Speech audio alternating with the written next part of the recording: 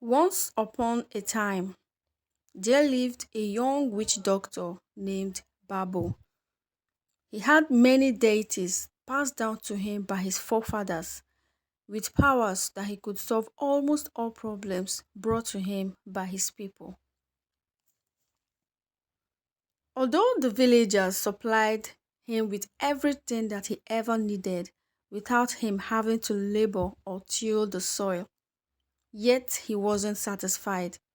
When his grandfather was alive, he would always warn Babo not to accept anything as reward from anyone he helped with his spiritual powers. In fact, he shouldn't even put his mind where material things are, because wealth and riches are followed by greed and selfishness. Only the good and the welfare of the people should occupy his mind, and that he is not supposed to even want more than what he needs.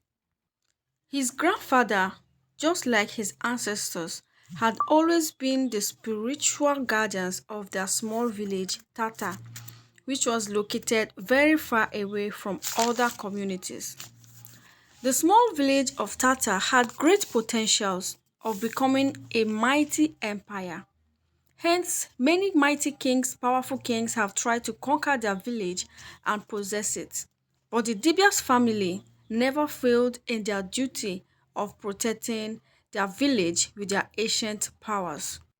One time, a notorious king who was very famous for conquering every kingdom that he set his heart to conquer prepared and marched down with his thousands of army to Tata. But when they arrived, they couldn't find the small village anymore.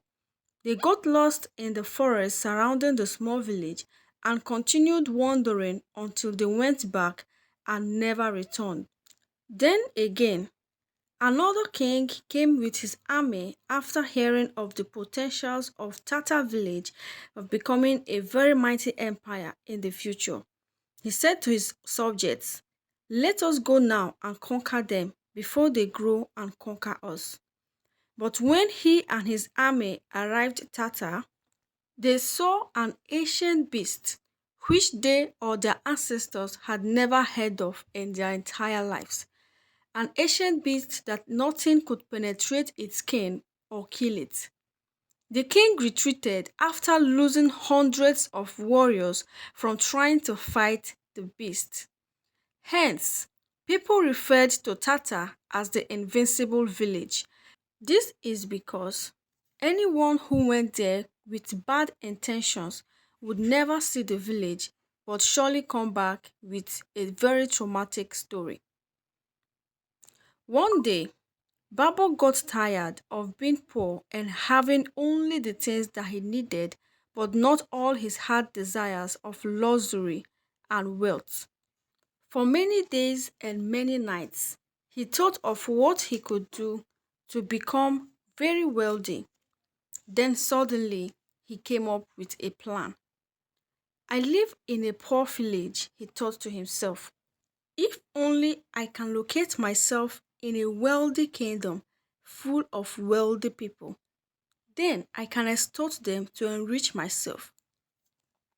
This idea seemed like the perfect plan to him. So he started making preparations to leave his poor village and poor people. Since he had made up his mind, he went to the king to inform him of his decision to leave the village for greener pasture. The king was very shocked and became extremely worried. What will become of us if you leave? There will be no one to attend to our ancient shrine of our ancestors. And how will we be protected if another kingdom rises up against us to conquer us again? The news of his departure spread in the village like wildfire, and in a twinkle of an eye, all the villagers gathered before Babu. "Please don't leave us," they begged.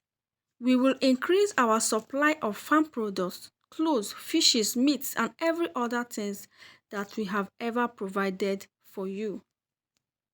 Babu paid deaf ears to their pleas and set off. He packed enough food and water that could last him for days. Then he traveled far and wide across many villages, kingdoms, and great empires, looking for the most suitable one for him to settle. Then he settled in Ofor Kingdom, for the reason that it was not just the richest kingdom that he could ever find, but also the king of Ofor had seven very beautiful princesses who were ripe for marriage. If I play my cards right, I could earn myself one of these princesses, he said to himself. Now that he had found a suitable place to settle, the next step was to get himself noticed by the king and the chiefs of the great kingdom. But from all indications, our four kingdom was prosperous, peaceful, and flourishing. There was no sign of any problems that he could solve to get himself noticed. So he decided to create the problem by himself. He thought about it all through the night and came up with a plan. Early the following morning, before dawn, the people of Ofor were woken up by the sound of millions of locusts that has invaded their kingdom and was seriously eating up their plants. Horrified, all the villagers started running helter-skelter. The king immediately called his council of elders to discuss the latest plight of their dear kingdom. Suggestions were made, actions were taken, yet for another 7 whole days, no tangible result was obtained. The king and the villagers were now very desperate. If the locusts destroy all their plants and trees of the kingdom, it could lead to a severe famine and starvation. Even some villagers were already suggesting that the oracle should be consulted to know if it was a spiritual cause and how to solve the problem. That was when Babu stepped in as the savior. In the early hours of that morning, Babu went to the king's palace and told him that he had the power to make the locusts disappear before the following morning. The king gave him a go ahead, although he didn't believe that Babu had any powers. But by the following morning, all the locusts had disappeared, and no single one could be seen anywhere by the villagers. Babu became very popular, and the king invited him to his palace in the presence of his council of elders. They appreciated and rewarded him with a royal house, four servants to attend to him, royal attires, livestock, and many more. Then the king asked him if there was anything else he wanted in addition to everything they had given to him. The king and his council of elders were shocked when Babu replied that he wanted one of the princesses as his wife. The king tried to make Babu understand that only princes and kings could marry princesses in his kingdom, but Babu insisted that they either give him a princess for a wife or they can keep everything that they have given to him to themselves. Then he walked out of the palace angrily. Babu did not only ask for his princess to be his wife, but he also wanted the princesses to queue up for him so he could make a choice, which was a very big insult to the king. It was one of the traditions of the Ofo people to always reward or pay back anyone who did them good. So the king and his elders thought about this very well, then decided to grant Babu his wish and reward for what he did for them. The king fixed a date and organized a very luxurious royal wedding for Babu and his daughter. Few weeks after marrying the princess and living in a luxurious royal home, Babu thought to himself, I am no longer a common man. Which common man has ever married a princess, wore royal clothes, and lived in a luxurious house with servants at my beck and call? Perhaps it is time for me to get crowned as a prince. So he began to think of what to do next in order to achieve that feat. This time around, it had to be more severe than the first time. So he conjured and sent out thousands of different kinds of venomous snakes into the villages of the kingdom. Thousands of different types of snakes went into the villages, biting people, causing serious havoc in the entire kingdom. Babo relaxed in his luxurious royal home, thinking of how he would demand the king to give him half of his kingdom in addition to two more princesses for marriage. He imagined how he was going to fix his coronation and his wedding to the two princesses on the same date. What a glorious day that would be, he thought to himself and laughed heartily. People were already dying from the snake bites all over the kingdom, but he didn't care.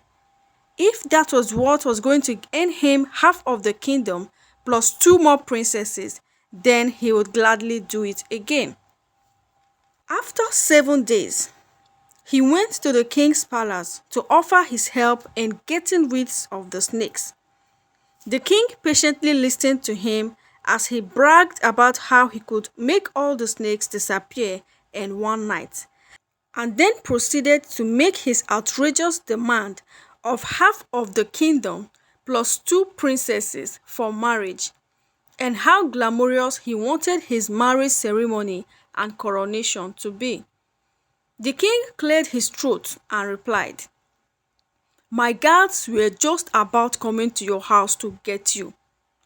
Babo smiled proudly, thinking that they were actually coming to get him so he could solve the problem.